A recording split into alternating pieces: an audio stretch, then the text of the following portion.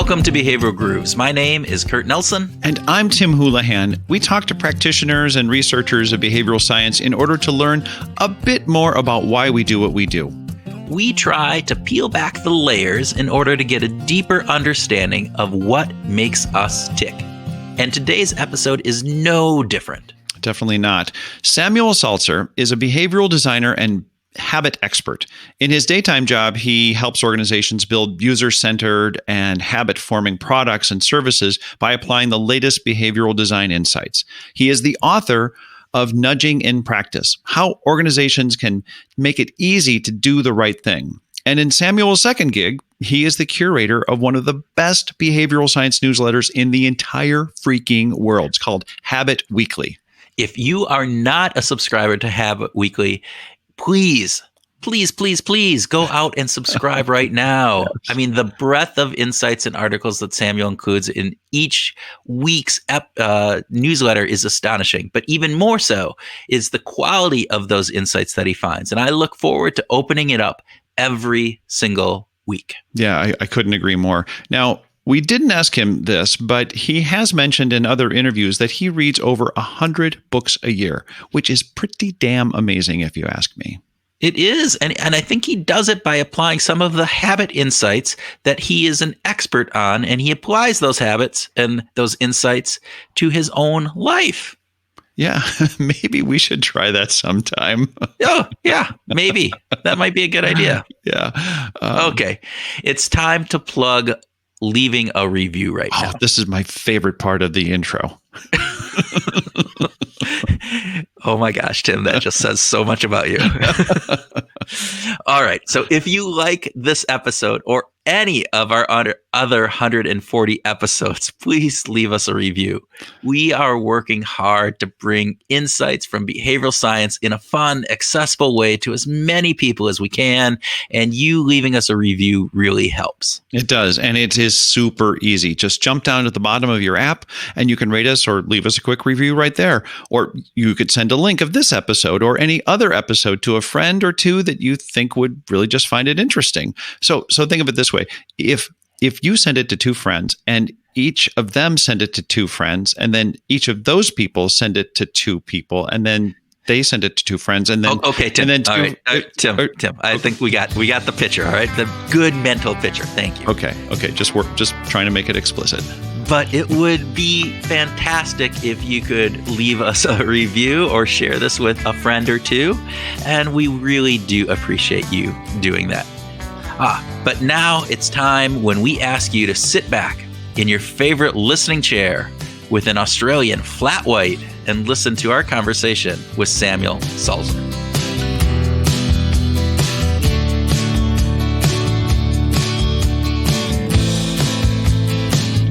Samuel Salzer, welcome to the Behavioral Groups podcast. Thank you.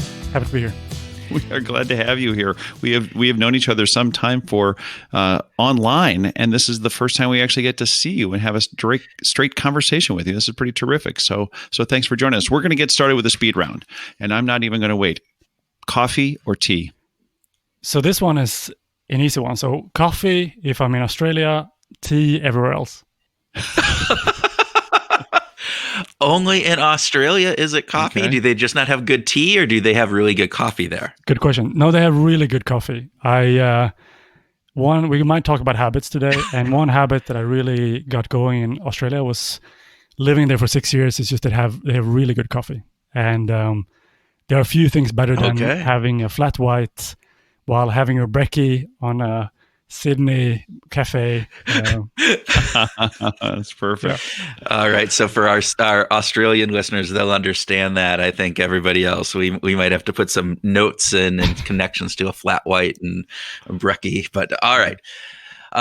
Dinner with your favorite musician or favorite sports player, and they need to be living. They need to be alive. Wow, that's a good question. I would say favorite musician. But you've just made Tim a happy man. Yeah. I'm not sure who that is, though. That's the question. I just That's okay. I have a heuristic that it'll be more interesting conversation than my favorite sports star. I love that. I love the biases coming through right there. Yeah. Okay, so which would you prefer, to learn to be an expert in a new language or the master of a new instrument? So I'm actually learning Spanish now and playing ukulele.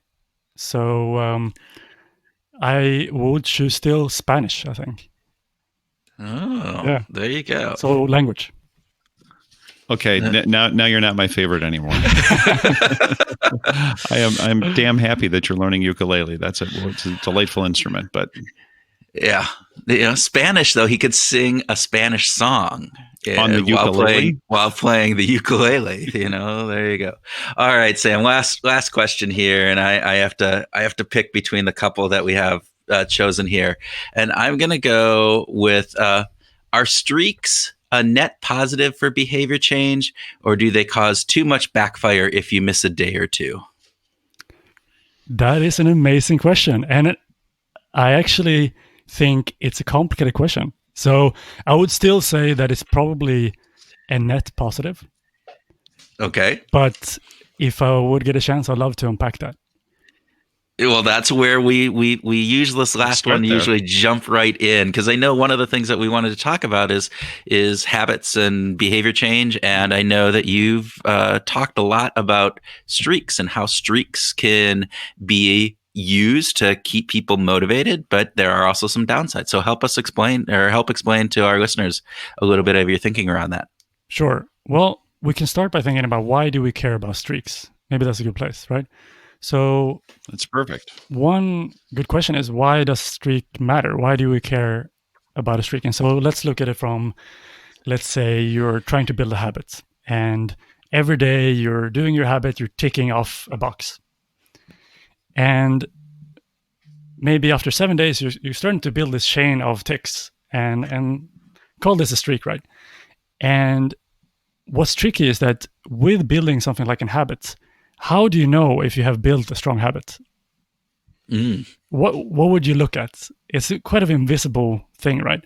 Obviously, we know that things are happening in our brain. Perhaps maybe some neurons are getting some stronger connections, some stuff is happening. But from our vantage point, we're kind of deprived of that knowledge. And so for us, what the streak becomes is a representation of our habit. And so in our brain, we make the shortcut that streak equals habit. So good streak, good habit. That can be a good thing, but it can also be a bad thing. So it could be very motivating then to kind of wanting to maintain this streak, because it means that we're kind of maintaining our habit, we're building our habit. But also creates this false connection where if you break your streak after 30 days, that doesn't make your habit any worse in some ways. Okay, you've lost maybe one repetition. But you have spent a lot of time creating a stronger connection in your brain, in your body, and so on. And so your habit is actually thriving in some ways. It's really starting to get stronger. And so just being connected to that streak, we might start to think of that, well, okay, streak is broken, habit is broken, I'm just going to give up. And the what the hell effect, what the hell effect, yeah. And a good example of that, again, is why do people care in Snapchat? I don't know if you guys use Snapchat. That's a fun question. I'm an old man. My son uses it, and I do not. Yeah, you probably wouldn't be the target group. That's why I asked. But no. So the good example there is that you have these incredible streaks that some of the younger kind of generate, like mostly teenage kids build up, where they have streaks of 300 plus days, 500 days, where they have messaged each other as friends every day for 300 plus days. And again, why do, and they, when they go to vacation, they leave the kind of the login details with their friends so they can kind of like log in for them and then send a fake message just to make that kind of streak maintained. And again, why do they care? Well, again, what is a friendship? How do we know if we have a strong friendship? It's invisible. And so the streak becomes representation of that friendship. And so if you can say, well, look, me and Tim, we have 300-day, we message each other every day for 300 days. We must be pretty good friends. Bro. And so that's a good indication, at least perhaps for a teenage mind, to say, well, that means we're good friends. And so also if I break my streak, what does that mean? Maybe I don't care about this person as much anymore, and so on. And so it creates this false connection in some way. So it can be very motivating. And so if used right and if managed in a good way, I think it can be a very good thing to get us to stay on track and really build those neural connections in the beginning. But then we got to have that also support in managing that over time, and so that we don't get too hung up on this false connection as well. So how can people overcome that backfire when I'm going for 30 days of eating healthy, and then, whoops, 31 day, I went to a party and ate a ton of pizza, and oh my God, I just blew the streak. I can't check off that day anymore. What are some tricks that we can bring to the table to say, okay, that's all right, let's move on and not get stuck in that woe is me, what the hell effect, I'm done, I should just quit, I'm no longer a healthy eater, and I should just binge out on ice cream every single day? Great question. So I would say it comes a lot in to the idea of experimenting and seeing failures as more as data points than kind of this failure in itself. And that's easier said than done. Obviously, if you look at someone like Carol Dweck or Angela Duckworth, they will be the first to tell you that it's not easy to change someone's mind or mindsets, rather. And to make someone great is quite hard.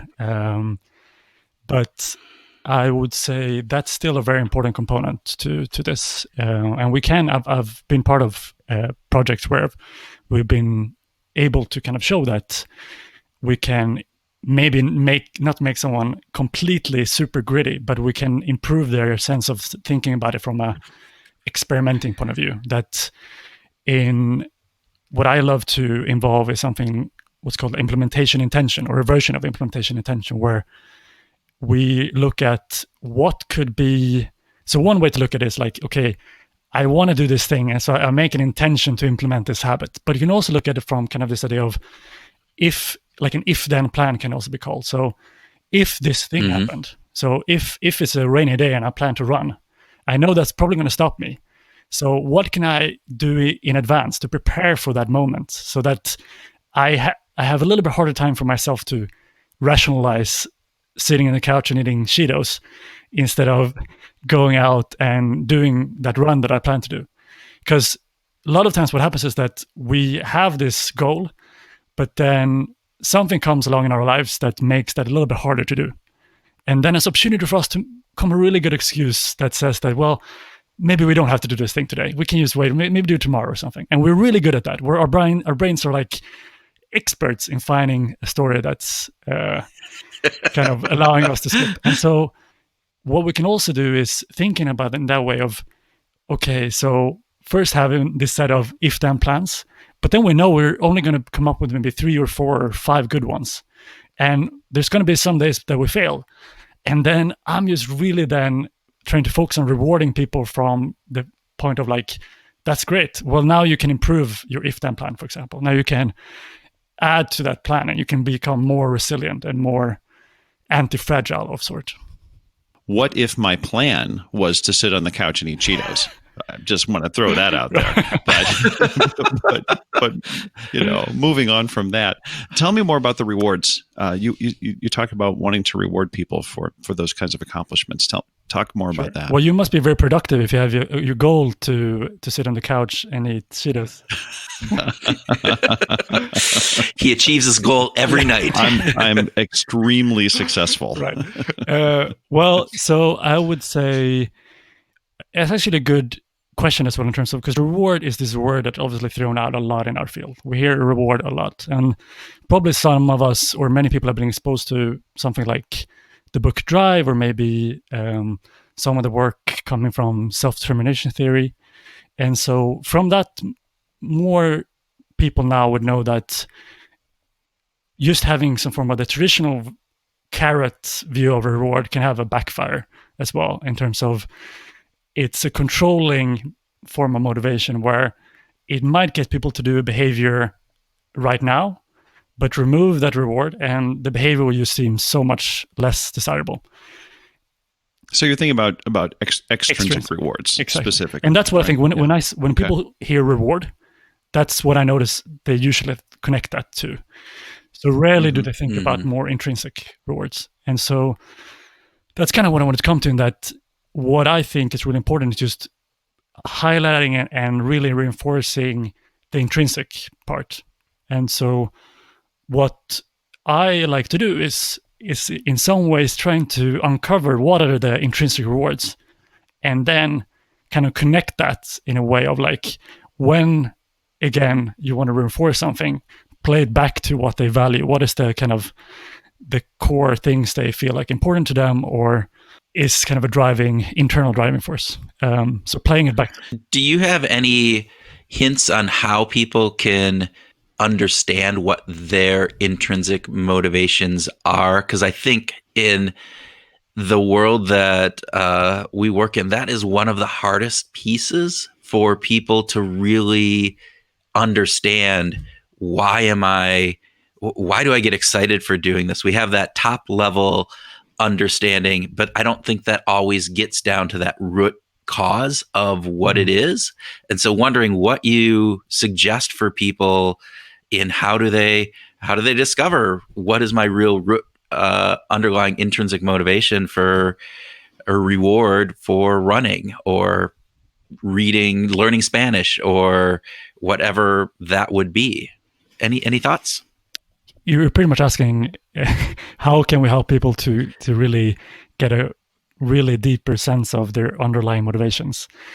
And if you can help me with that, I will be eternally grateful. Yeah, so that is inherently obviously a very complex question. And if you ask someone like Robin Hansen, or he's written a good book on elephant in the brain in terms of our hidden motives, he would tell you that we have a lot of hidden motives that it's very hard for us to kind of uncover ourselves.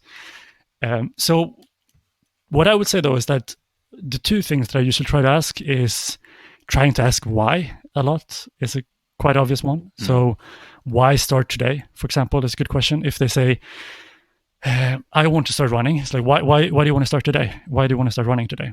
And that has two purposes. Both, it might uncover some kind of intrinsic or underlying motives, but it also acts as a way of like motivational interviewing them to become more motivated at the same time. So they kind of, and again, whatever you ask someone, in some ways, they have to provide an answer for it, or their brain has to provide an answer. So depending on how you frame the question, it's going to be very important. And so if you, in the same way, would ask, why is today a bad day to start running? They could come up with a million versions, right, or reasons to that. So that I've got some ready for you if you need them. So that's why I'm not going to ask you that question. Instead, I would ask you, why is today a good day to start? And again, in general, if you want to remove just the motivational interviewing part and just ask why, it's just a very good thing. And then just ask why again, and then ask why a third time. And if you do user interviews, that's a really important technique to use as well. If you wanted to do some form of qualitative research, that's a very underrated thing, just asking why a lot.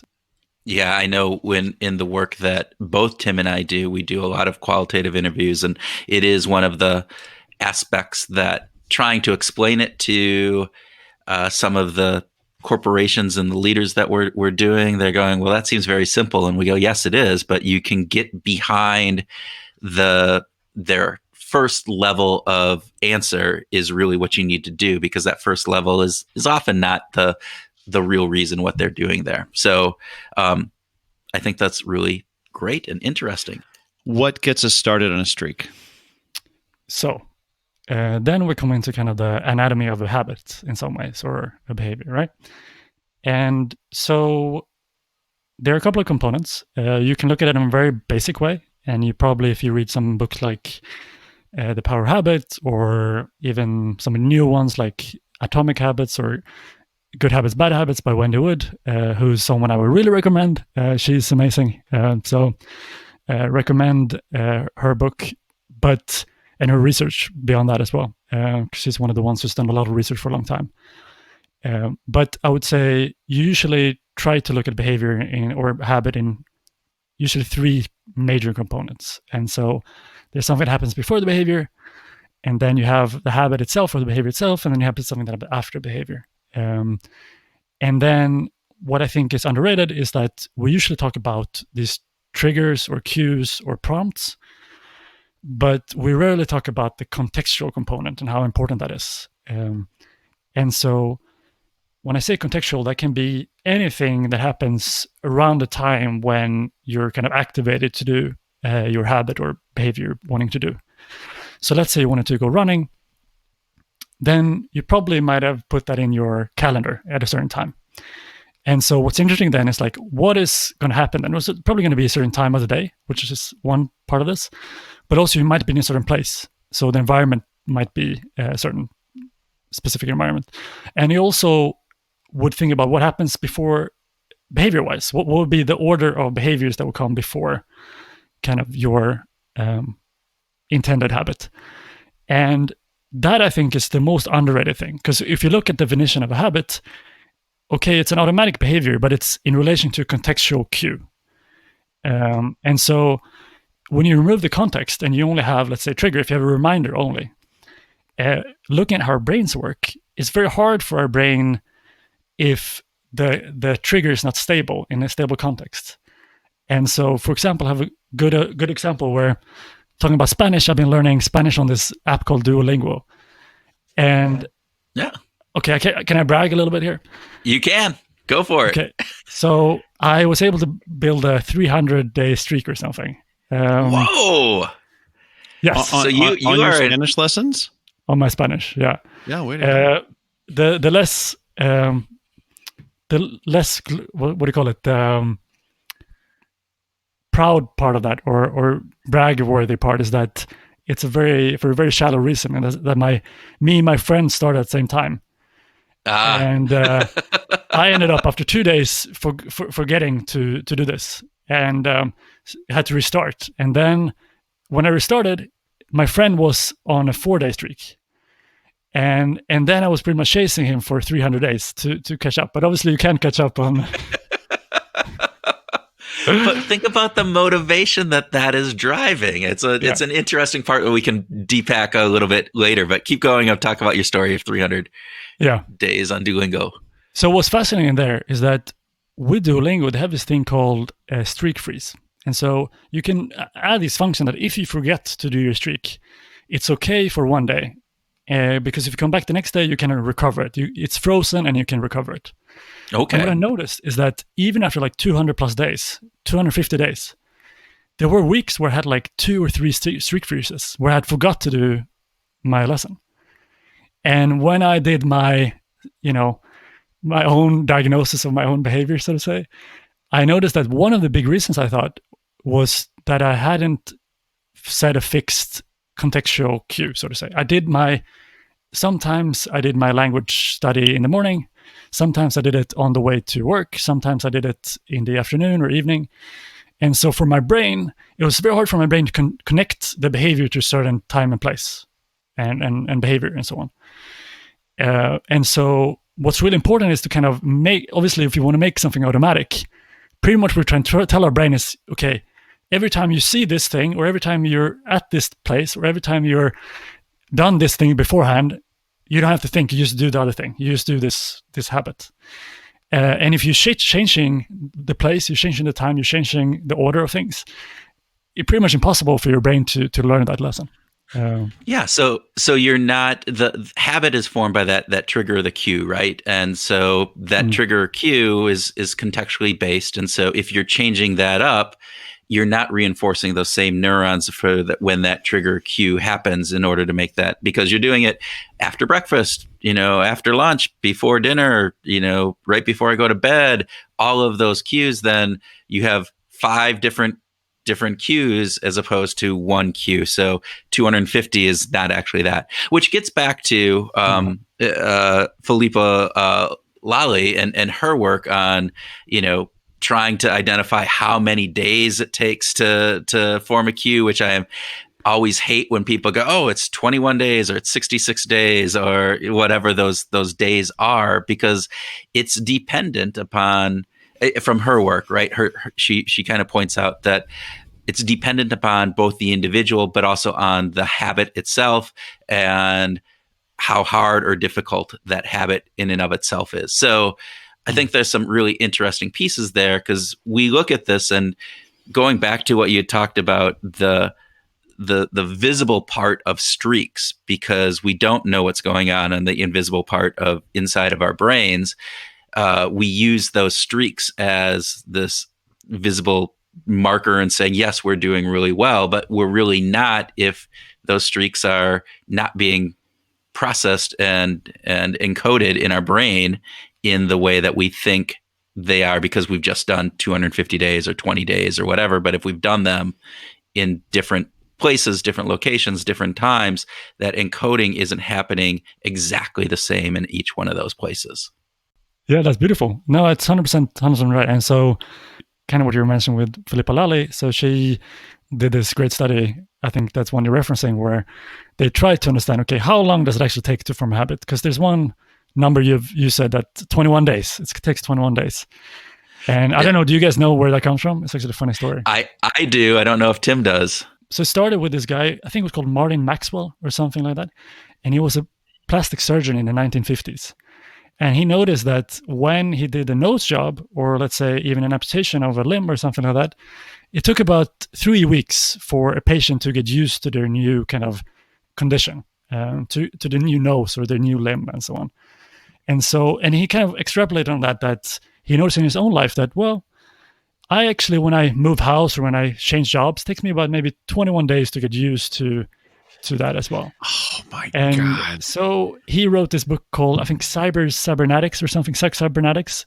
That became a huge bestseller in the 60s. And one of the things he mentioned was this random hypothesis. 21 day. 21 day, yeah. And then, the rest is somewhat history, unfortunately. And so that's why that comes from. That is so sad. I know. It's just really, really sad. I know somebody's nose job and how long it takes them to look in the mirror and go, oh yeah, that's me, versus, forming an actual habit, I think is really, really interesting. This is why, though, there's still sort of this complexity of having a habit to drink coffee in Australia and drink tea everywhere else. Right. I mean, it sounds like that's not just your preference, that is the norm. That is the way that you go about life. Mm-hmm. When you're in Australia, the context says, I'm going to drink coffee. But everywhere else in the world, you're just not, are you not tempted to have the coffee? It's just like, this just doesn't make any sense because I'm out of that context. Well, so we can actually talk about the other side of the behavior that makes a habit. And that's, again, a little bit going back to like the reward idea of reward. And here, we're talking about reward again, but I would say what's important to consider is that when we look at a behavior that turns into a habit, it somewhat solves a problem for us. You can look at it. So any habit usually kind of solves a problem. And again, here, it's a little more nuanced than you saying that it's a reward in the sense of it could also be like removing something bad. So it could be removing pain, it could be removing displeasure, all of these kind of things, or discomfort, I mean. And so with something like coffee, I've obviously tried to have a flat white when I was in Los Angeles or San Francisco or back in Stockholm, for example. It's just been a very painful experience. And so... so you're trying to remove pain. So right? It's a negative pain-bringing experience versus a pleasure-bringing experience. So yeah, you're actually That's what you don't want. That's what you don't want when you're trying to build a habit. And so that's very kind of good point there in terms of what you're trying to do is have some form of positive end. Every time you've done the behavior you want to turn into a habit, you want to have some form of positive conclusion. It's a way to look at it. So I want to go back. You brought up this thing in Duolingo, and I think you called it, was it a streak freeze? Is that what they call it when you do that? So what are your thoughts on that? I'm going back to James Clear, and one of the things that James Clear talks about is never miss twice. And so he talks about his workouts, and he would always get really upset when he missed a workout. And then he came up with this motto of just never miss twice. He said, some days I'm just not going to be able to get there. It's cold and rainy. I'm not going to go for my run, and it's just not there. But I have this motto, never to miss twice. So then I don't lose that really long-term streak on that. and it sounds like Duolingo has a similar kind of feature. And going back to that blowback on streaks, if people don't have this idea that, wow, I've missed a day, so now I've just blown it. If you can have a streak freeze or a never miss twice mentality, does that help? Or is it a crutch that people use to, well, now I'll go every other time as opposed to going every time? Yeah, I think it's mostly helpful in some ways. In terms of, I think it doesn't solve the problem of people seeing the streak as maybe more than it is. So that is still something you need to manage and help people manage. Okay. It's because it still kind of just makes this, you have to maintain a streak. And so it gives you another reason to like being able to get back to the streak. And probably the James Clear version is one way of looking at just adding some form of commitment as well. So he has this very strong, it seems, kind of personal commitment to himself that, okay, it's okay for me to miss one day, but never two. That's a personal commitment to me. And if I break that, it's kind of like, breaking my own heart in terms of I'm somewhat making myself disappointed in terms of that way. And so that's probably call it like adding another motivational behavior technique to make it even stronger. Like racing your friend on Duolingo and trying to catch up to him, even though you will never catch up if he maintains a streak. 100%. And I would say, actually, to finish off a little bit the Duolingo talk here, is that what's really important is that both me and my friend noticed that, well, like heck, we started using this app to compete with each other. And it wasn't so much about learning a language anymore. And that was obviously like somewhat of a undesirable outcome. And so when I work, because I work with a lot of companies and startups and different types of usually tech companies in health mainly, and having a streak sounds like an exciting thing to have in your product. And a lot of gamification features have this kind of allure of it's going to be such an engaging experience for people. But we really got to think about what is the kind of the potential side effects. And it's okay to have certain things like this, but then again, you have to be really good at also building in functions that support, for example, their ability to manage failure, their ability to also compartmentalizing this in terms of seeing it as kind of partly motivation, but still, why I'm learning a language is not to have a streak. I'm learning it to be able to, travel to Spain and order my maybe tapas in Spanish and look cool and I don't know, many different reasons, right? But not so much for a streak. So it reminds me of a story I read a number of years ago now, where this woman was talking about her Fitbit and the crazy things that she was doing to get her 10,000 step in because she had the team that she was working with. And she talked about staying up at 11:30 at night, realizing she needed all of these steps. So she would walk around the house, until midnight in order to get her 10,000 steps. And she said it wasn't healthy. It was actually really counter healthy. So this idea of maintaining these streaks, particularly if there's a competition perspective put into it, can have some negative impacts that we need to really be cautious of, particularly if we're working with people in a design of an app or a product that has, as you said, healthy or sexy kind of things of doing that, but there could be some negative repercussions from that. So we need to really be thoughtful in how we're approaching this and making sure that we're not putting something in just to put it in because we know it's going to have an impact on people doing the thing, but are they doing it for the right reasons? Samuel, you've talked about cognitive dissonance as being the most underrated of all behavioral science foundations. Sure. Okay, so gotta unpack that. Why is cognitive dissonance the big one that gets missed? So first of all, it's just such a fascinating look into how our brains work. So a little bit to explain cognitive dissonance, so what it means, because I think a lot of people haven't heard about that concept still. And so in a very simple way is that we obviously have a clear identity of who we are, and we have this view of ourselves in the world. But then as we interact in the world, we might do things that are not fully in line with how we see ourselves. So the behaviors that we do might go against this image that we have. And then we have two options. We can either change our mind or call it change our story. And so let's say, Kurt, let's say you would see yourself as a very fit person. You see yourself as, I'm quite active. I'm, doing a lot of things. And then someone asks you, when was the last time you went for a run or went exercising?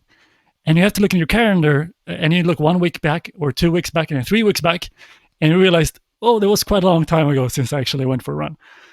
And then you could either change your mind and say, well, okay, maybe I'm not as fit as I thought I was. Maybe I have to kind of reevaluate my current state of fitness. Or you can change the story. And so you can say, it's been a very busy work period. The kids have been, I've had to help my kids a lot with their homework and stuff like that. And also this renovation of my house, it's taken a lot of time. And so you come up with a story that kind of justifies this still idea that you're a fit person. And so we're fascinatingly good of creating these stories, right? And that's what I think is very fascinating with this concept, and just starting to think about this really lends itself to also start thinking about how our brains work and how we engage with the world.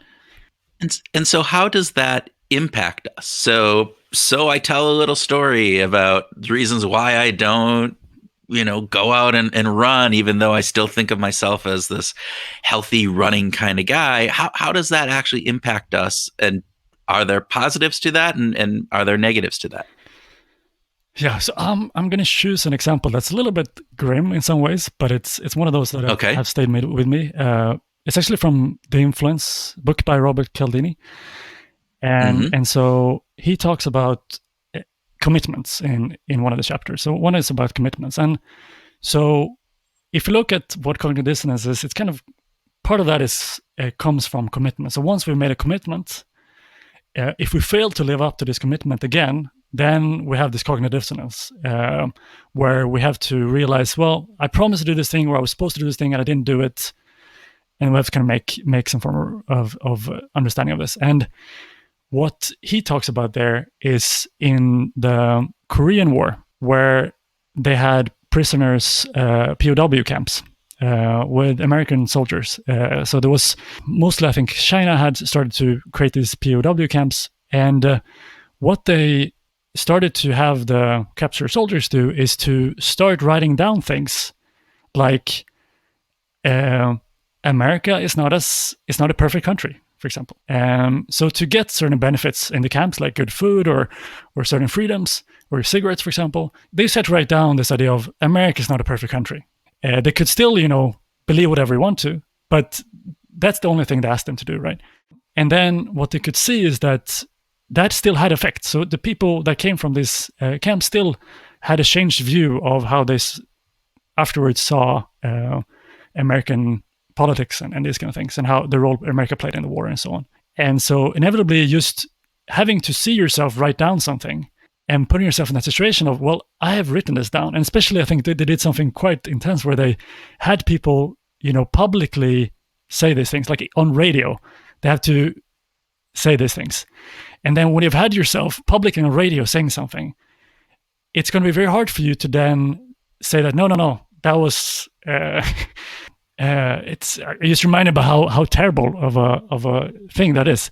Yeah. Well, and I think in that story, the way that they work that too is they started really simply, like, yes, not everything in America is perfect. And then, okay, America isn't a perfect country. Then America is an okay country. They kept ratcheting that up because you have now built, you said it wasn't, everything in America isn't perfect. Now you can go to that next level and the next level and the next level. And that was a way that they really converted some of these prisoners of war into really sounding out and becoming anti-American propaganda machines that they actually built and used, and they wondered how you could get somebody who was a diehard, American soldier to, within a relatively short period of time, change their tune so much. And it really was using cigarettes and a little bit of better food and incrementally getting them to change that, and then using cognitive dissonance of saying, well, you've said this, you must believe this, and it's been publicized, and so now I have to change the story that goes on in my head. I'm not a proud American. I'm actually a dissatisfied American because of my actions. Exactly. And so I think that is probably I think you asked, like, what is the good and the bad of how can we see this? And I think that is a way where it can be quite of a sad or terrible thing. But I think with cognitive dissonance, like understanding that better really allows us is to better see how we make these stories. And I think it's a very powerful thing to, on a personal level, you just be better at understanding how you shape the stories that shape your life. And it can be on a positive side. I mean, imagine waking up every day and describing myself in a particular way, right? If I was just using this for self-reinforcement, right? If I just got up every day and wrote down something positive about what I wanted to do or how I perceive myself, that could be right. That it could still have the same effect, right? So if I'm not a runner and I say, and every day I write down and I write, I don't mind running. Running's okay, and then ratchet that up to I really like running, and then I start feeling like, well, gosh, I should be doing it if I'm writing it every day, right? I mean, isn't the counter side of that equally as powerful, Samuel? Yeah, it's definitely potential to be. I think as well. There's a really good book I can recommend on this topic for anyone who's interested to dive deeper, and it has a great title, probably one of the best titles of books, and it's called "Mistakes Were Made, but Not by Me." I have that book. I have not read it yet. So that book just talks about how we rationalize behavior and our own behavior and how others' behaviors and so on, and the stories we make. And I think what I like to talk about, and when I do classes on behavioral and behavioral design and all those kind of things, is that just help people see that we are storytellers. Like we are, like that's just part of who we are. And from when we're born, we're starting to tell stories about how the world works. So whether that's seeing a ball fall from the table to the floor, then ask yourself, why does the ball fall from the table? And we might ask our parents then, say, why? And they might tell us a story called gravity. And we're not physicists at that point, but that's a story that kind of works at a certain degree. And so we are story machines, and especially when then we see ourselves, like to say, we're seeing ourselves doing something that doesn't align with the story that we tell ourselves. I think that's a very good opportunity to increase self-awareness and increase kind of your understanding of yourself. So that's probably how I would really use this as well, in terms of thinking about it from that perspective of trying to see what is the story I'm telling myself, how close that is that to reality, and then how can I shape a story or shape reality to kind of get where I want me to go. And it's a reinforcing loop, right? So if you are actually telling yourself the story that I do like to run, and then you actually run, it's a reinforcing that actually then doubles down on that, as opposed to if you tell yourself the story, I just like to run, and you then have to make other stories up because of why you don't run, you're not as reinforcing. And so that is a more tenuous link as we're moving forward in this. Samuel, I want to talk a little bit. You've created a tool called the Habit Canvas. Can you tell us a little bit about what that is and some of the science that goes into what you're doing with that? That'd be fantastic. Sure. So pretty much what that comes from is just me for a long time being very curious about habits and how I can, in an easy, scalable way, help people in their kind of quest to build better habits. If you wanted to build habits, there weren't any good tools to easily start implementing good habits in your life. You could read books, you could listen to podcasts, but there weren't many kind of tools to guide you on the process. And so I was kind of inspired to just see, could I create some form of tool that can easily help people to both help them plan, implement, and track kind of the habits that they wanted to make. And so the Habit Canvas is something that's been kind of a passion project for maybe 4 or 5 years. Now I'm relatively happy with it. It's still, I think it's improving every year. And it's been used by thousands of people around the world. So it's been very fun to see very positive outcomes from that. But pretty much it guides people on one canvas. They fill in one canvas, and then they have their kind of all-in-one plan to tackle their habits or build good habits. Okay. What's some of the science that has gone in? What were you using to help people, make and commit to those habits? Yeah, so this actually started from more of like call it like I'm not sure if it's bottom up or top down, but it's science and then the canvas. So I started with me, just part of my work has been cataloging habit research. And so as I've been doing it, I've been kind of like starting to categorize it and notice that, well, there's certain types of things that comes up often in habit research. And then as I started to categorize it, I noticed that, well, there's certain things maybe we could combine to make some form of canvas out of. And so that's where it comes from. So if you actually download the canvas, I have referenced at least, it's going to be the most important ones. It's much more research actually than that I've used. So what you see there is just kind of the highlights. But it's actually one of those things where if you're really curious, there's some really good research papers in the kind of the back part of the canvas. I was wondering if we could tease you into talking about a super ambitious, super secret project that you're working on right now, or not. We know that you've got something brewing, and we're just wondering if we might be able to get you to share a little bit about it. Sure. Okay. So this is actually something that's pretty much today is the first day I can talk about this. Wow.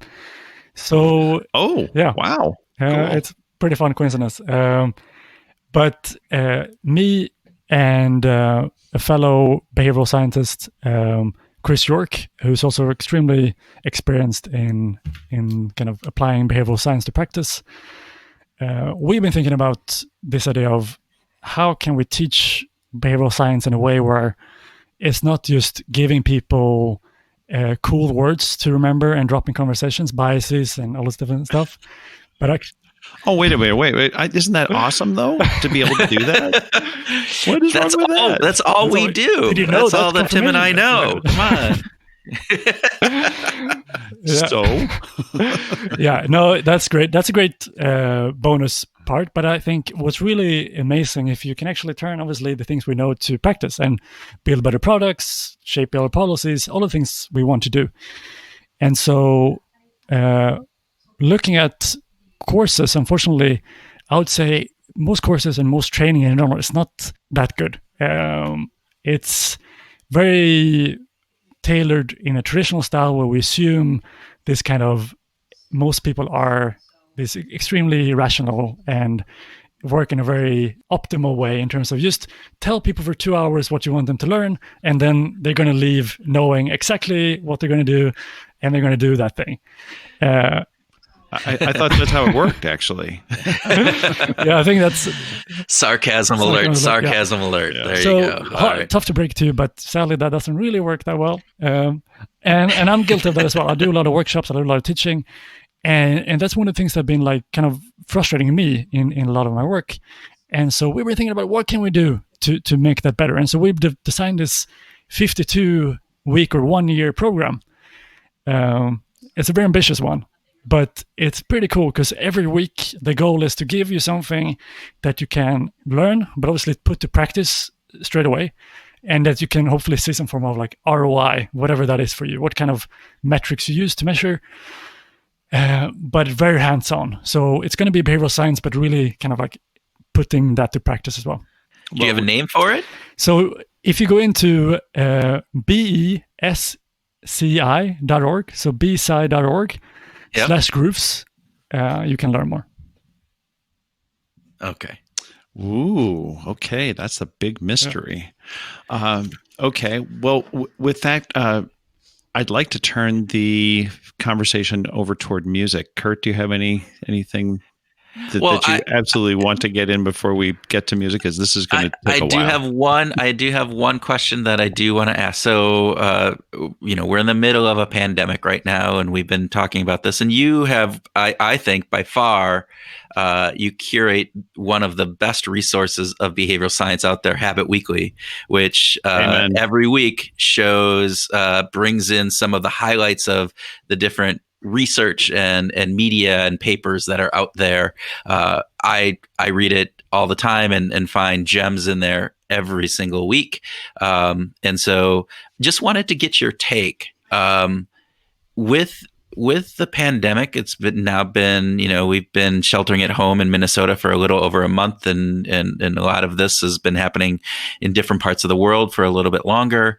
And there's a lot of behavioral science response to this. What do you think of the behavioral science response to the pandemic overall?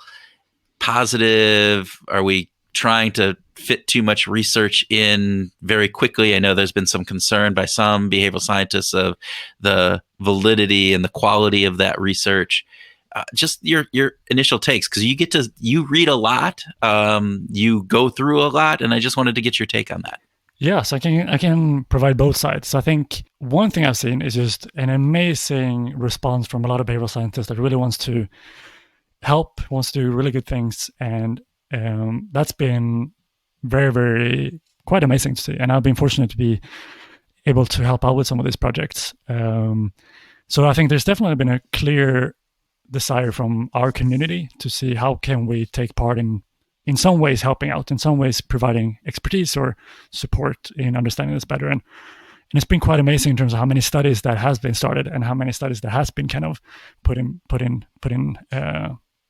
running. So I think that is a good positive. I think what is something that's really hard for any behavioral person right now is that we're looking at probably the biggest behavioral experiment of our time.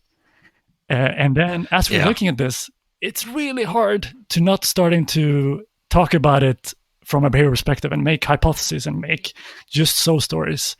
And I've been guilty of this as well, where I've been very quick to jump to conclusions or to kind of talk about things in a way where it's maybe sounds more certain than it actually is. And so I think that's something that I've seen in the community where maybe we should be a little bit careful of extrapolating or coming to conclusions too quickly. Given that this is kind of like a one in a hopefully a lifetime thing, it hasn't really happened in a very similar way ever before. And so I think we should just be careful in the conclusions we make right now as well. Well, and I think to that degree, we've done the same thing on certain things. Toilet paper being one of them, which I know you brought up we did a toilet paper, asked a number of researchers on toilet paper, and they all have their own ideas. And then you brought in some actual numbers of, hey, it's really, people aren't hoarding as much as we think they're hoarding. It's just the actually supply and demand of if you buy one more toilet roll than you normally do, right? Wasn't that the insight that you brought in? Yeah, so that's a really good example. So I think that's just been a very salient example. We have seen these videos of people hoarding. It has been. We see these crazy things circling on social media. And so it's just very tempting for us to talk about people as being just these irrational hoarders and doing, irrational behavior. And then there still could be a lot of hoarding it could be more in other countries than others. But what we've seen, at least from the UK, is that in most cases, is very, very little hoarding being run. So it's about 3% of the population who's done some form of hoarding-like behavior. And even that, it's a very generous kind of way of looking at what actually, when we see anything about hoarding, it's probably much, much, much less than that, because they have a pretty generous description of what that can mean.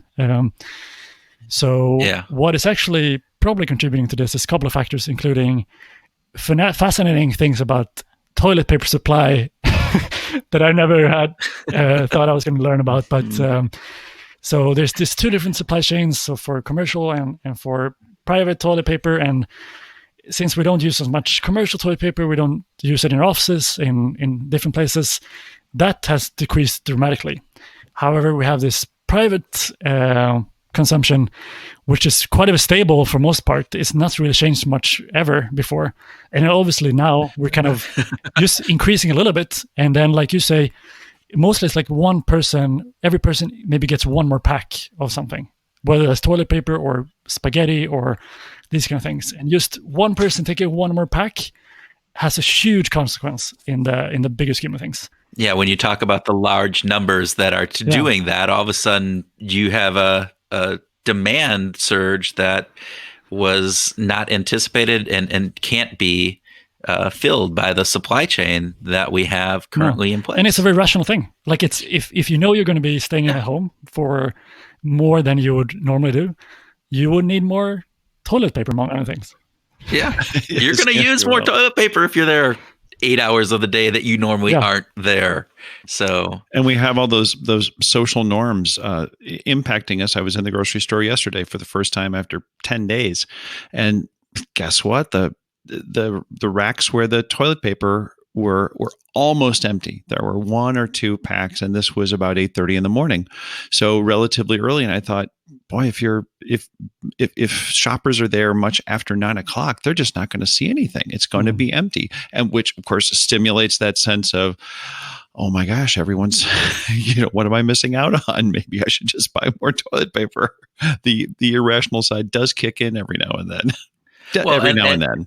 Yeah, but you also see that the media portrays us and social media portrays us with the pictures of the woman or the man, I'm not calling him out, but has that shopping cart that's loaded up to the brim, and they're going out, and you go extrapolate out because that's a vivid image and we remember it. And so you bring in a really good point of, we tend to fall into sometimes the easy answer when in this time, everything is not easy. It's contextually based. So what we know this about behavioral science in general, right? What works in one situation, it's the Michael Halsworths of the world, who I love because they talk about the failures of this worked great in place A, worked great in place B, and we did the exact same thing in C, which is almost exactly alike, and it failed miserably there because of some minute contextual changes that are going on.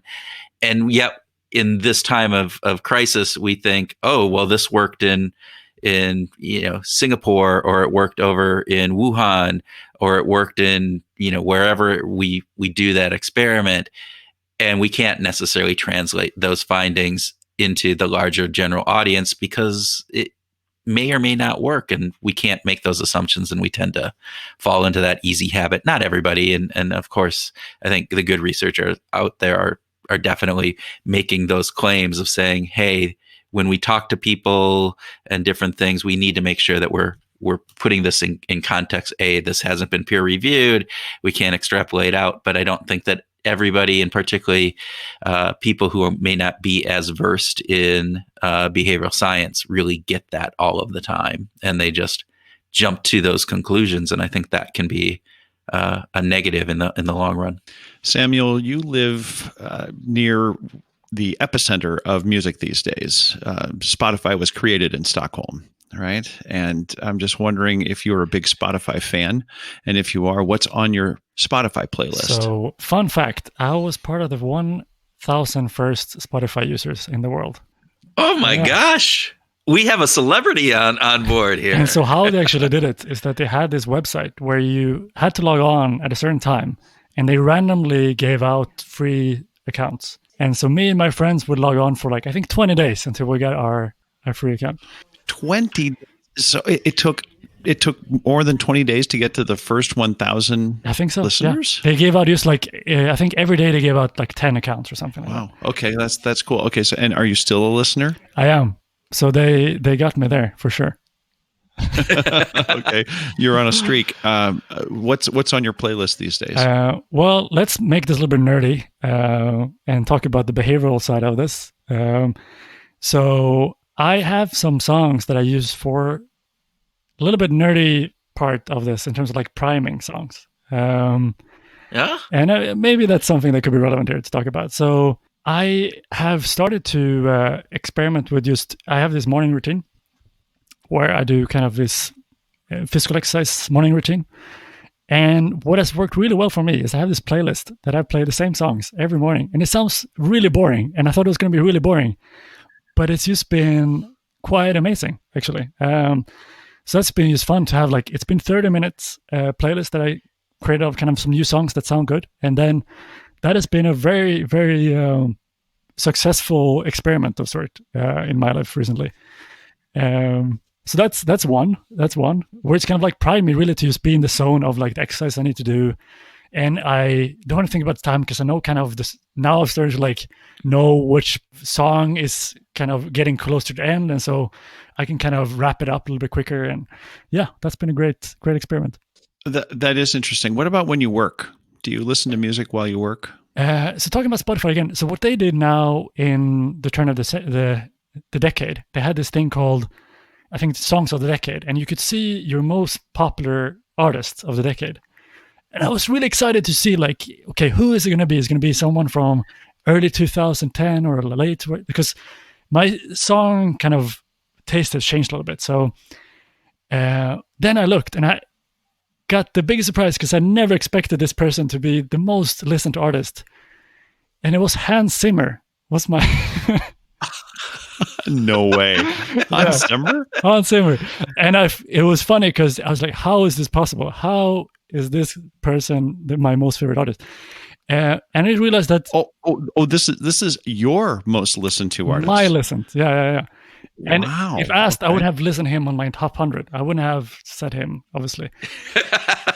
But he shows up everywhere. But I mean, he's everywhere, right? I mean, all the soundtracks and all the soundtracks, all that stuff, yeah. So when you said like what you listen for work, and so what I've done for a lot of my time, both at doing research and also doing work, is I have this playlist for movie soundtracks, and it just really puts me in the zone. And Hans Zimmer as one of the ones that contributes to a lot of those songs, and so.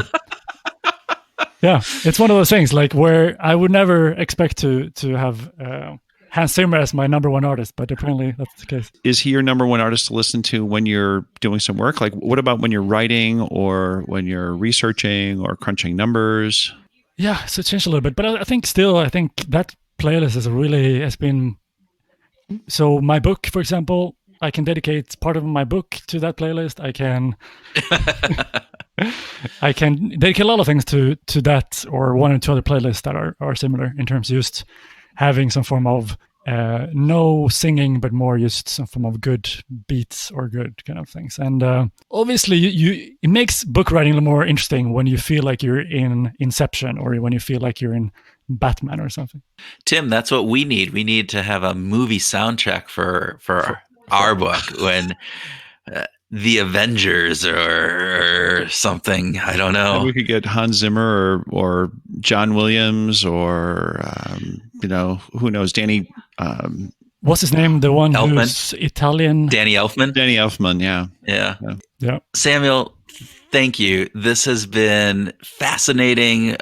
We love the work that you're doing with Habit Weekly, but it's also really great to talk to you about the work that you do and the research that you've brought to this. It's you're not just a curator; you're actually bringing some insights into the world of behavioral science, and so we appreciate that very much. And thank you for spending time with us. We're so excited. We actually get to see you. Our listeners won't, but they get to hear you, and it's great to finally meet. Yeah, no, and likewise. And I can steal this last moment, and you say that. It's one of the most underrated things you can do for any creator. I can just saying that from being, do with Habit Weekly, is that I would encourage anyone listening now to check out your podcast on whatever platform, but I guess most Apple podcasts, and subscribe and leave a review, because one of those small actions I know makes a big difference. And I think contributors to our world of behavioral science, as you two are, I think we shouldn't take you guys for granted. I think you guys are doing an amazing job. So that's my little bit cheesy ending, but I think it's really important. Oh, thank you. Much. That's very kind of you.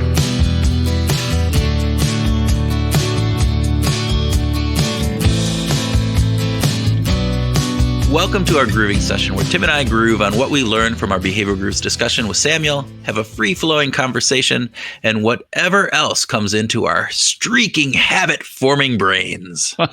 I love that. And that's not the streaking, like taking our clothes off and running in public brains. It's streaks. It's the, one after another that we continually do. It is worth noting that fad in the 1970s about streaking was really kind of about one-off things. It was about, showmanship and making some kind of a political poke your finger in somebody's side by saying, I can run through this public event naked and you're going to have to work hard to catch me, just to throw everything off. I always thought it was kind of interesting.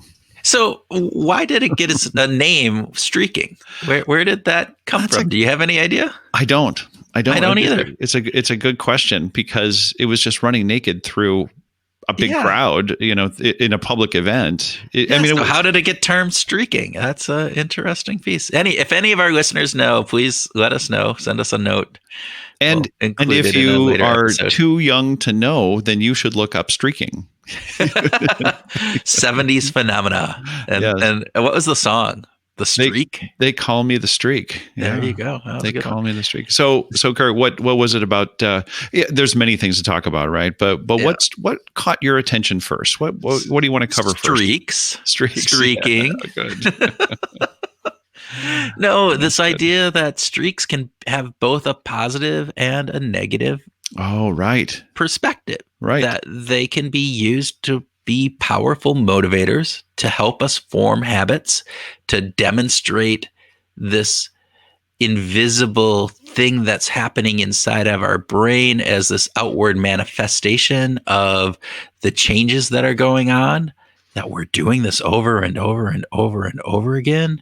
But then there's this negative side of it where we're doing it just because of the streak and not because of the behavior that we want to learn. As Samuel said about learning Spanish, it was competing against his friend and making sure the streak continued versus learning Spanish for the reasons he wanted to learn Spanish. Yeah, for the joy of it. Yeah. So I thought that was fascinating. Well, I think it's good to be reminded that streaks in and of themselves are neither good or bad. It's how we interpret them, really, and the context that we're experiencing them. But this negativity side, I thought, was just, we can focus on the wrong thing. We can really get caught up in this idea of oh my gosh, I've got this going and I have to do this, or worse, I missed one day. And as you love to quote James Clear with the don't miss twice. Right. But the world around us changes, that we're human. Things are not going to go perfect all the time. We're going to miss a day eventually. Right. And I liked the piece that Duolingo does with the streak freeze. A great way of building in to some of these apps that use streaks or continuations in order to allow that humanity to come forth and understand we might be sick a day. We might have, stayed up all night over, a sick kid or something else. There's lots of reasons that life happens and gets in the way of doing things, but that doesn't mean that should then automatically cancel all the progress that we've made and give yourself a break on that. Because that's going to put us into what Stuart King called the what the hell effect. Yes. And it's like, well, I missed one, so I'm done. I'm just forget it. I had one beer this week and I thought I was going to have 0 beers this week. And because I had one, well, now I'll just, drink myself to death. Well, that's a little overreaction. You're really going to hell there, man. I know. No, but I've experienced it myself. I know that I will snack on something that I didn't think I should snack on. And then it's like, oh, well, what the hell? I've already had one cupcake. There's still 5 left in the bucket. I can have another 2, and there's still 2 left for the kids. Yeah, there you go. Well, and I don't have to eat all 5 before lunch. I could save a couple for after lunch. But it's really interesting as we think about streaks and the power that they have, because they can be really powerful. I, for years have been doing a nightly thing about flossing and brushing my teeth and taking my medicine. And every night I check off on the calendar that I have right next to the mirror. And it's one of those pieces that is a motivation for me. I like seeing at the end of the month, I like seeing I've checked every single day off. And it helps. It helps keep me doing those things. And I think same thing for people who are trying to establish a exercise routine or doing some sort of practice, whether it be Duolingo or music or writing in a journal or anything else, is that constant reinforcement streak. And we know from other research that we often times think creativity comes from things that are inspirational, right? But we know that no, if you just continue to do stuff. So streaks, I think, are really important too for some of the more mundane things, writing, making sure that you get your tasks done that you have. Like you said, whatever it would be. Medication, those kinds of things. Having streaks are important there, and the record keeping is good because they help build up the habits. Mm-hmm. Right? They actually help do that. I wanted to make sure that we talked about habits in context, because habits are contextual. And by the way, baby, context matters. Context matters. There you go. Yeah, just got to get that in. There are so many things that people who talk about habits refer to these specific triggers or cues, and it's important for us to understand what those triggers or cues are, or to create them sometimes, to create them in order to create new habits. But what they often don't take into account is changing contexts.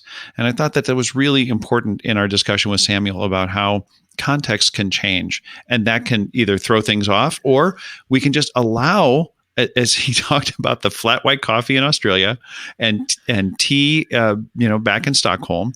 It's okay to have different habits in different contexts. Right. What was interesting, though, for me is his idea that, the concept that, hey, we have this cue. And that cue should be enough to trigger the behavior and get the reward. But we don't take that cue in context always. So his example of practicing Duolingo at various different times in different parts of the day, and what that does is then it's not the same.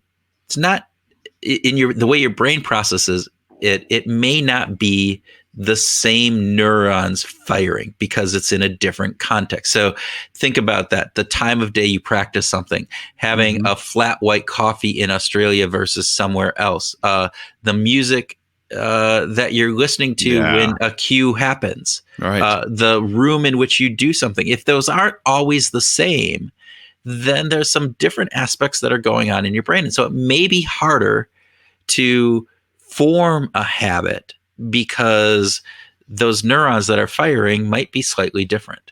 Yeah, and it makes it harder. It just makes it harder. And by the way, here we are in a time in the middle of the crisis where there's still a lot of lockdowns around the world. Everything is different. Mm-hmm. All the contexts in which we normally did things, work, exercise, play, all of those things are in different contexts, and we have to give ourselves a break. Well, and to think about the habits that you're forming now, and when things get back to a semblance of normalcy, are they going to stick because the context has now changed? The context is no longer stay at home. It is going out and doing different things. So the habits that you establish now, you have to think about how they're going to last given a changing environment and contextual factors. What about rewards being both intrinsic and extrinsic? All right. So this would be my one piece where I agree with Samuel, but I also have a little bit of contention. So I love the idea. We definitely oftentimes think that when we think of rewards, we think of extrinsic rewards, and we think of those external rewards, and we forego or don't think as much about intrinsic rewards. Fully agree with that. Fully agree too that intrinsic rewards are powerful. But they're often hidden. They're harder to discover what it is. We have to ask those questions, ask why.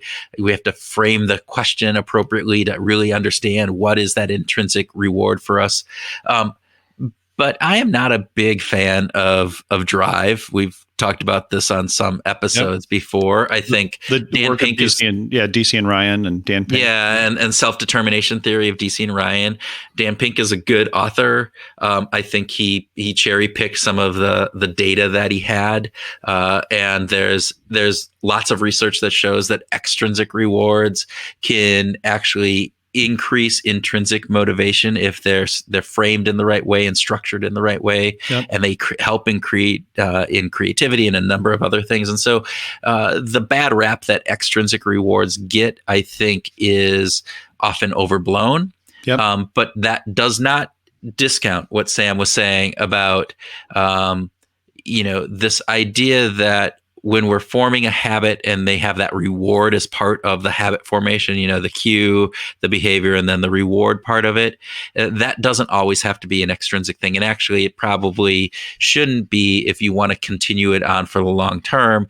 And so we have to think about not always about what you get, but about how you feel and some of that intrinsic piece of that. Yeah, so it certainly reinforces Teresa Amabili's work on the importance of intrinsic motivation as well. There's a lot of really great work that really focuses on the importance of intrinsic motivation, but it doesn't live in a vacuum. Yeah, intrinsic motivation doesn't have to exist for some pure, sacred purpose. It can be stimulated positively in a really healthy and meaningful way by some extrinsic motivation, by some extrinsic stimulus. And there's a lot of really great things that can come from that extrinsic stimulus to generate and more long-term commitment to basically just anything that you're doing. Yeah, well, I did some research. It was kind of ad hoc research that we were at a conference and we had a stationary bike that you rode, and when you rode it, the faster and longer you did, it would raise up these lights, kind of like when you take the sledgehammer and you hit the thing and it rings the bell, right? And so we had a little element going on there, and it was really interesting because there were some people that would walk by and just, get on the bike or want to get on the bike. But for the vast majority, nobody wanted to do that, right? It wasn't something that they were excited to do. So we gave away a t-shirt. If you lit up that very first light by riding that bike, you got a t-shirt. Which wasn't super easy, by the way. It actually took some effort to get even to the first level. Well, a little bit, right? But it wasn't overly thing. But what was interesting is we had 100 t-shirts to give away. We ran it with 100. Only one person stopped at one light. Yeah. So once they got on and they hit that first light, they could stop. They got their extrinsic reward and they could leave. And it would take much less time, much less effort, all of these things. But once they got on, they got this intrinsic motivation to see how high can I get those lights? How good am I going to do? And then we also had a leaders board, and people would come back and they saw that they were no longer on the top 10 leaderboard, and they wanted to hop back on. And we said, sure, but you can't get another t-shirt. And they're like, that's okay. They just want to get on because they want to do it faster and higher. So there's this piece of extrinsic reward helping jumpstart behaviors. And I think that is often overlooked in research. And we see this all the time in organizations trying to jumpstart behaviors of salespeople. And you sometimes need to use an extrinsic reward to get them to do something different. And once they start doing something different, then it becomes more of a habit or more of a routine.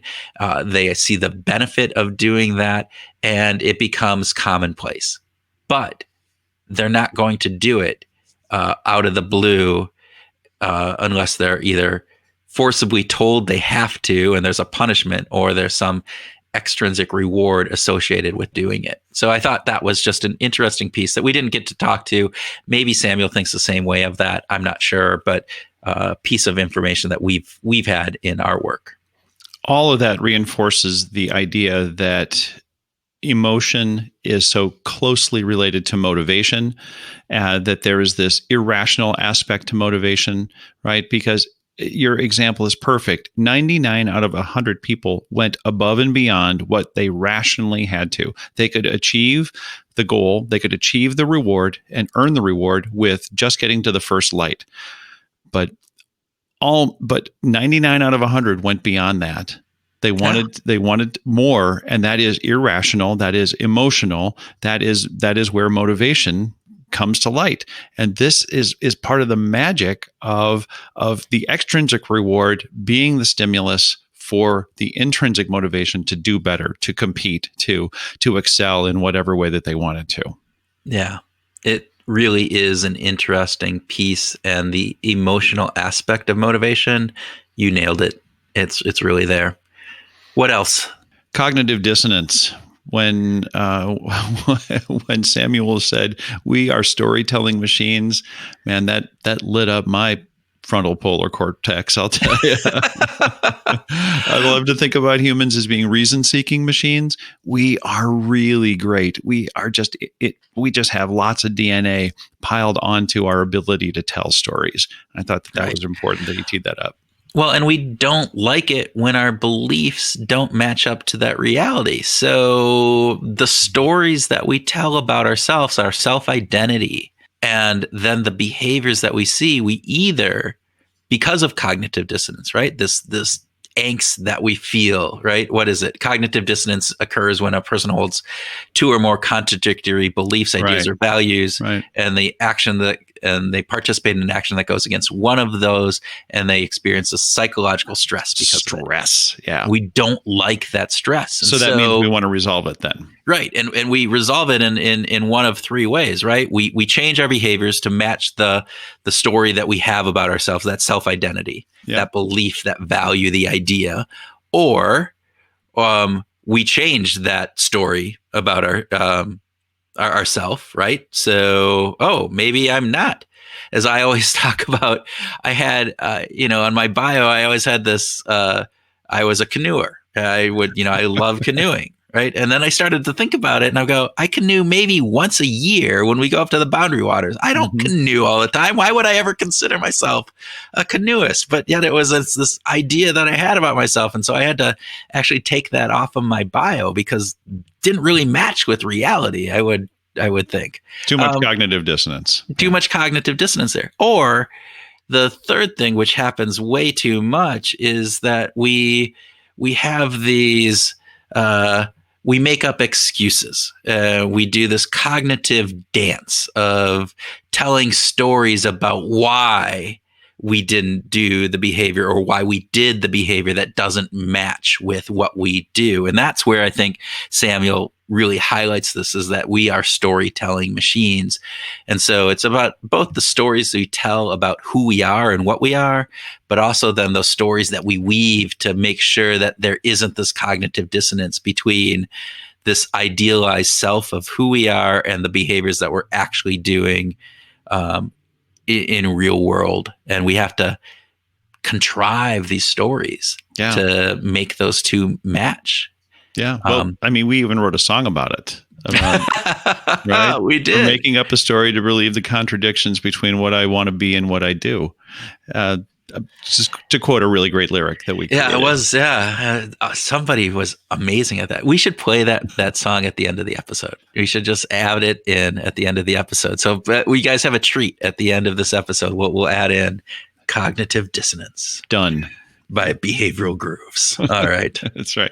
Hey, and speaking of music. Yes. So I found this particularly interesting when Samuel said that he thought it'd be more interesting to talk to a musician than talk to a sports player. Did you Did you feel the same way? Did you have that little bit of...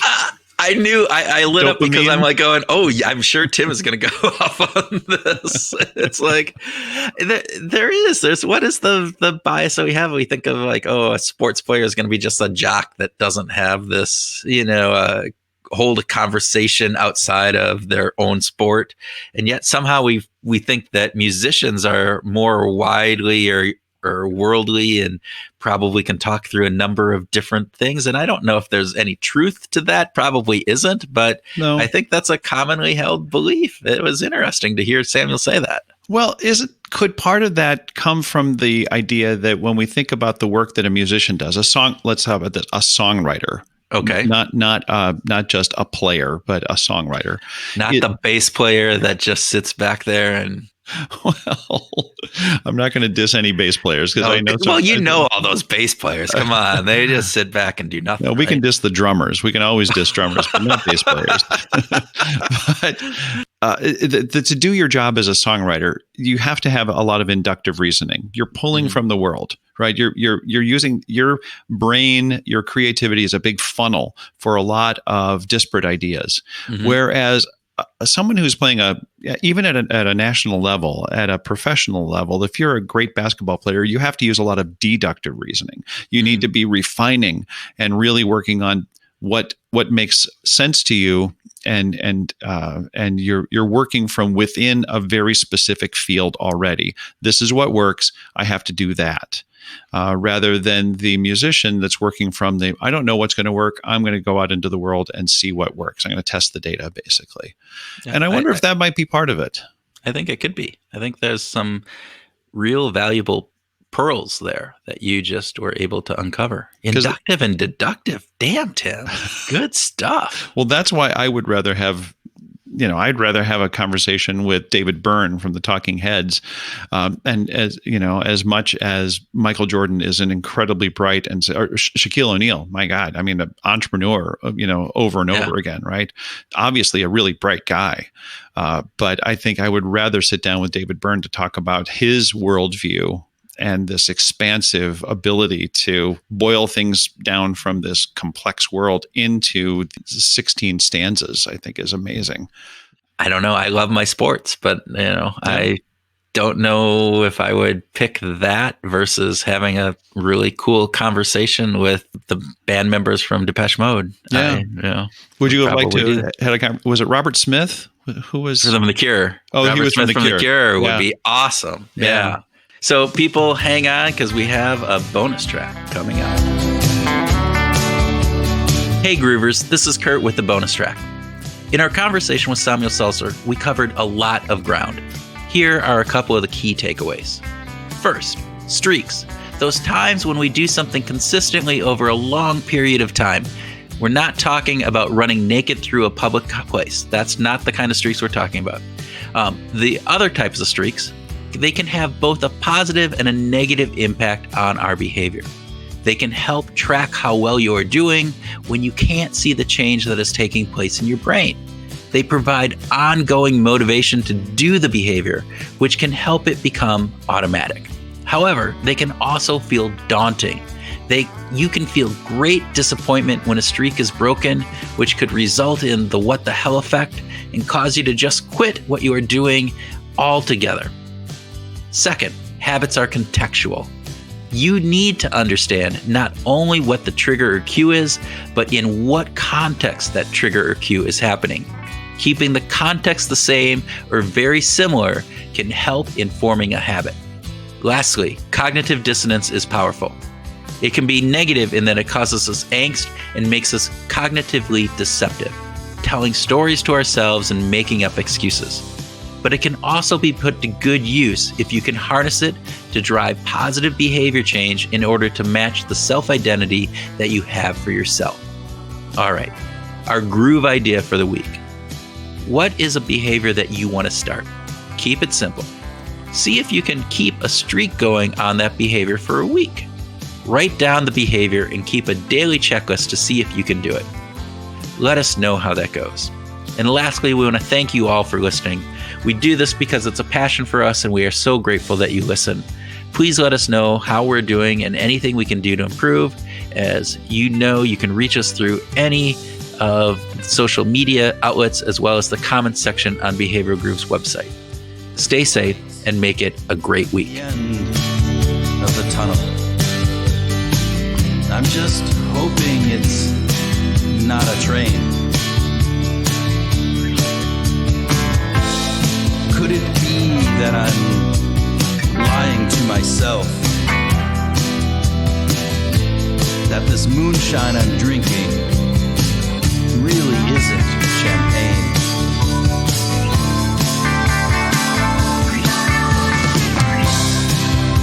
Caught in cognitive dissonance, my beliefs don't match what